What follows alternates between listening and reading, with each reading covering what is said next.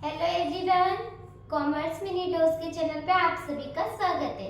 Commerce mini dose पे हम देख रहे थे फाइनेंशियल अकाउंटिंग। फाइनेंशियल अकाउंटिंग के हम कुछ मिनी डोज छोटे छोटे से कॉन्सेप्ट देख रहे थे। लास्ट लेक्चर में हमने फाइनल अकाउंट एक मेजर चैप्टर देखा था जो आपके बीकॉम, बीबीए, बीकॉम ऑनर्स सब जगह मिलता है। हमने लास्ट लेक्चर में देखा था फाइनल अकाउंट क्या होते हैं, कब बनाते हैं। हमने उसमें trading account, profit and loss account और बैलेंस शीट देखी थी। मैंने बताया था कि नेक्स्ट लेक्चर में अब हम सेपरेट ट्रेडिंग, पी&एल और बैलेंस शीट देखेंगे। तो आइए आज हम देखते हैं ट्रेडिंग अकाउंट क्या होता है। ट्रेडिंग अकाउंट का मतलब होता है व्यापारिक खाता।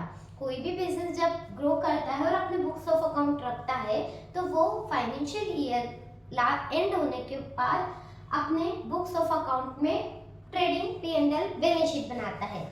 जैसे किसी का बिजनेस 1 अप्रैल से स्टार्ट होकर 31 मार्च तक चल रहा था तो वो अपने बुक्स ऑफ अकाउंट 31 मार्च को ट्रेडिंग, पी&एल और बैलेंस शीट क्रिएट करेगा। आपका ट्रेडिंग अकाउंट एक इनकम स्टेटमेंट होता है। मैंने आपको उस दिन भी बताया था कि जो ट्रेडिंग अकाउंट और प्रॉफिट एंड लॉस अकाउंट होते हैं वो आपके इनकम स्टेटमेंट होते हैं, जबकि हमारी बैलेंस शीट जो होती है वो पोजीशन स्टेटमेंट होती है। हम इसको प्रॉफिट एंड लॉस का ही एक पार्ट बोलते हैं। तो अब आज हम इसका फॉर्मेट देखते हैं कि इसको कैसे बनाते हैं। सबसे पहले हम लिखेंगे ट्रेडिंग अकाउंट, इसकी हेडिंग, और फिर जिस भी कंपनी का या जिस भी बिजनेसमैन की ये बुक्स ऑफ अकाउंट है उसका नाम लिखेंगे। फिर यहाँ हम लिखेंगे फॉर द ईयर एंडिंग।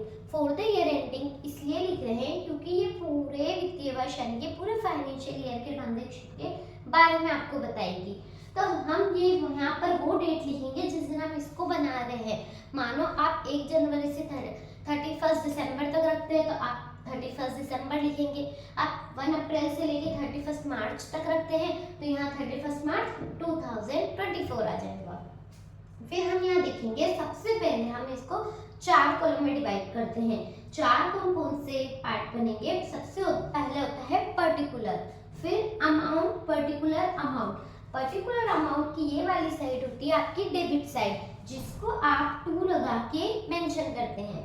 ये वाली साइड आपकी होती है क्रेडिट साइड आप पाई लगा के यूज करते हैं। फिर यहाँ हम देखेंगे सबसे पहले जब हमने पूरा फॉर्मेट क्रिएट कर लिया, सबसे पहले हम यहाँ लिखते हैं ओपनिंग स्टॉक। ओपनिंग स्टॉक का मतलब मैंने आपको बताया था, ओपनिंग स्टॉक अकाउंट की लैंग्वेज में वो टर्मिनोलॉजी होती है जो किसी भी बिजनेस को स्टार्ट करते टाइम अपने यहाँ कोई भी ओपनिंग स्टॉक रखेगा, स्टॉक लेके आएगा, स्टॉक रखेगा। आप यहाँ पर फर्स्ट ईयर जब बिजनेस स्टार्ट करते जब हमारे पास कोई स्टॉक नहीं रहता है, पर जब हम बिजनेस चलता रहता है तो जो हमारा लास्ट ईयर का क्लोजिंग स्टॉक था वो इस ईयर आके ओपनिंग बन जाएगा आपका 1 अप्रैल को। तो ये होता है हमारा ओपनिंग स्टॉक, जिसकी वैल्यू हम यहाँ पुट कर देते हैं। फिर हम देखेंगे यहाँ परचेज जो आपने बिजनेस के लिए की है वो आएगी, और उसके बाद आप इसमें से लेस कर देंगे परचेज रिटर्न है जो आपने किसी रीजन से माल को वापस कर दिया है। यही हम लेस करेंगे गुड्स अदरवाइज गिवन अवे। अब आप सोचेंगे अदरवाइज और किस तरह से हम वापस से दे सकते हैं माल को। तो गुड्स बहुत सी बार हमने जनरलाइजिंग पढ़ी थी जब हमने पढ़ा था कि जब चोरी हो जाती है, थेफ्ट वाला केस, फायर वाला केस पढ़ा था, तो उससे लॉस हो रही है ना कहीं माल की, जा रहा है ना माल, तो वो वाला भी यहाँ पर लेस हो जाएगा। फिर हम देखते हैं यहाँ पर डायरेक्ट एक्सपेंसेस। जब मैंने आपको लास्ट लेक्चर में ट्रेडिंग अकाउंट, पी&एल अकाउंट और बैलेंस शीट बताया था तो मैंने आपको बोला था कि जो आप ट्रेडिंग अकाउंट बनाते हैं वहाँ purchase, sale, opening stock, closing stock के साथ क्या मेंशन होता है, डायरेक्ट एक्सपेंसेस। जबकि हम यहाँ अपोजिट देखेंगे पी&एल अकाउंट में क्या जाता है, वहां पर जाते हैं इनडायरेक्ट एक्सपेंसेस। अब आप सोच रहे होंगे डायरेक्ट एक्सपेंसेस क्या होते हैं। ऐसे सभी खर्चे जो आपके मटेरियल, आपके प्रोडक्ट को बनाने के लिए डायरेक्ट यूज हुए हैं, जैसे वेजेस हो गया, केरोसिन वार्ड हो गए, कोल, वाटर, गैस हो गई, फ्यूल, पावर हो गया, कस्टम ड्यूटी हो गई, ये सभी आपके डायरेक्ट एक्सपेंसेस होते हैं। ऐसे बहुत सारे खर्चे जो आपके बिजनेस के लिए डायरेक्ट एक्सपेंसेस है वो हम यहाँ पे मेंशन करेंगे। अब सबसे पहले हमने देख लिया ओपनिंग स्टॉक, परचेज, इसमें से मैंने लेस कर दिया परचेज रिटर्न। तो यहाँ जो नेट परचेज आई मैं वो लिख दूंगी। उसके बाद डायरेक्ट एक्सपेंसेस में मैंने क्या किया, वेजेस किया। प्रोडक्ट को बनाने के लिए आप मजदूरी देंगे तो वेजेस आ जाएगी आपके यहाँ पर। फिर हम देखेंगे कैरिज इनवार्ड, कैरिज इनवार्ड और कैरिज आउटवर्ड और कैरिज, आपको 3 तरह के वर्ड मिलेंगे। जब भी कैरिज इनवार्ड नाम का वर्ड आएगा आप कहाँ दिखाएंगे, ट्रेडिंग अकाउंट में। कैरिज आउटवर्ड आएगा आप कहाँ दिखाएंगे उसको, प्रॉफिट एंड लॉस अकाउंट में। और जब भी सिर्फ आपको कैरिज नाम का वर्ड दिया रहेगा तो उसको आप दिखाएंगे ट्रेडिंग अकाउंट में। आइए इनको तीनों का मतलब देखते हैं। जब आप कैरिज इनवार्ड कर रहे हैं यानी कि आप माल को मंगाने का ढुलाई दे रहे हैं, खर्चा दे रहे हैं, तो वो तो आपकी इनवार्ड हो गई। पर जब जाने के टाइम पे देते हैं तो वो आप P&L account profit and loss से चार्ज करेंगे। जब आपको कुछ नहीं दे रखा है, केरीजी दे रखा है, तो आप उसको सेम इनवर्ट की तरह मानेंगे। फिर यहाँ हम देखेंगे कोल वाटर गैस, किसी भी प्रोडक्ट को बनाने के लिए कोल वाटर गैस यूज आती है, एक तरह का डायरेक्ट एक्सपेंसेस हो गया। फिर हम देखेंगे फ्यूल एंड पावर, फ्यूल किसी भी प्रोडक्ट को बनाने के लिए यूज आ रहा है, डायरेक्ट एक्सपेंसेस में लिखेंगे।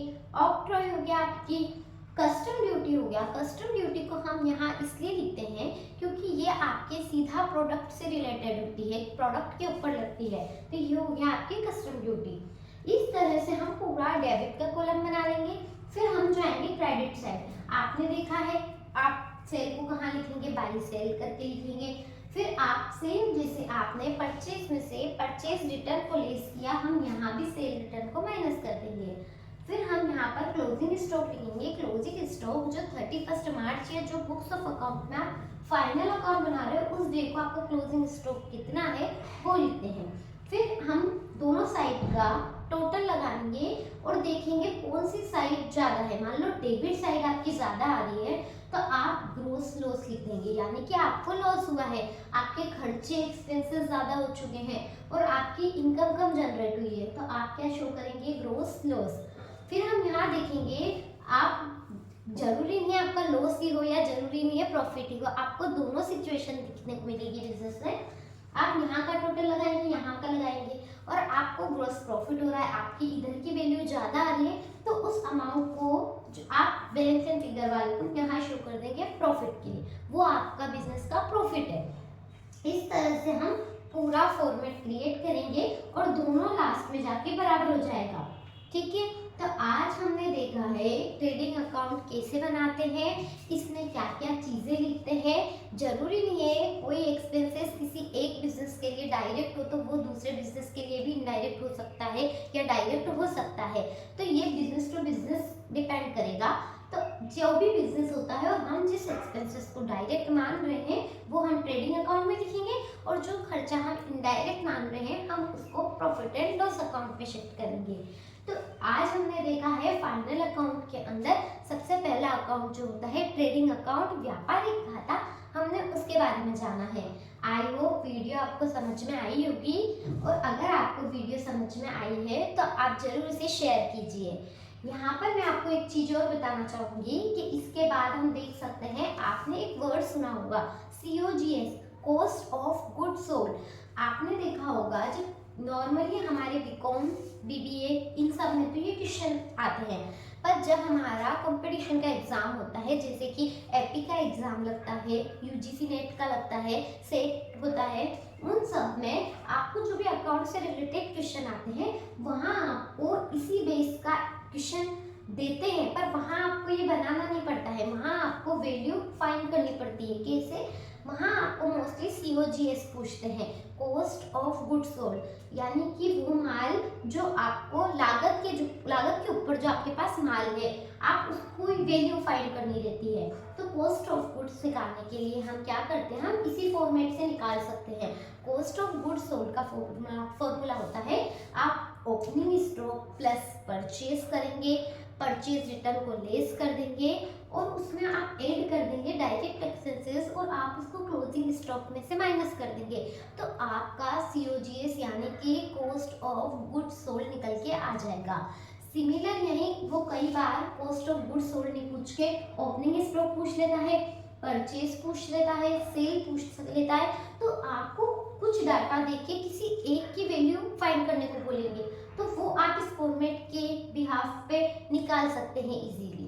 आई होप आप सभी को समझ में आया होगा। आपको अच्छा लगा हो वीडियो तो please like comment and share कीजिएगा। और नेक्स्ट वीडियो में हम देखेंगे कि प्रॉफिट एंड लॉस अकाउंट क्या होता है और उसका फॉर्मेट क्या होता है।